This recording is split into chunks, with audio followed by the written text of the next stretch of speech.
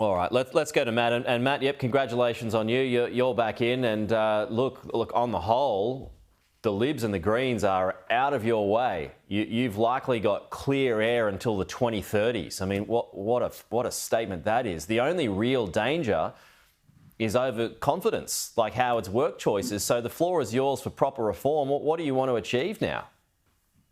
Thanks, Pete, and thank you to Holly for her very gracious congratulations. And obviously, our commiserations to those MPs who have lost their seats.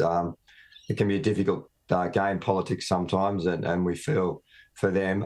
Look, we're not going to be overconfident. We're going to do what we said we would do, and that's deliver on the needs that the Australian people have identified around cost of living, around housing, and around rebuilding Medicare. I think that Anthony Albanese's steady, stable leadership really shone through in this campaign, and the policies and the plan that we put together really reflected what the Australian people wanted from a governing party. And I think the other factor, Pete, was Anthony Albanese's experience and leadership. There's no one in the parliament who has the campaign prominence and ability of the Prime Minister, and I think that really showed through on the weekend. You fancy a promotion now, Matt?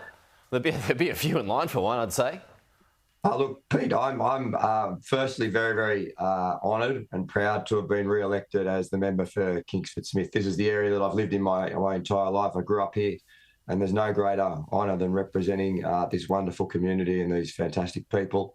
I'm happy to serve in any capacity that the Prime Minister wants me to. I'm very, very proud to be part of his team and to be an assistant minister.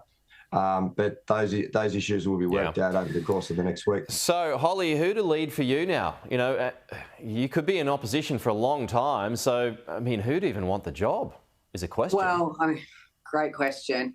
I mean, we're still waiting to see who's going to officially put their hand up.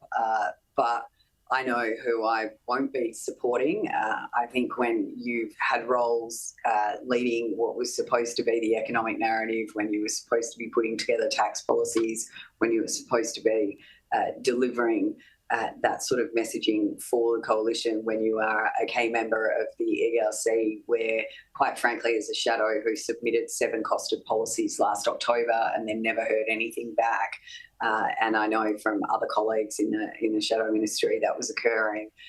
There's certain people that I think need to do a lot of reflection themselves on what their role was in this loss, and perhaps putting your hand up for the leadership is not exactly where your strength lies, I think.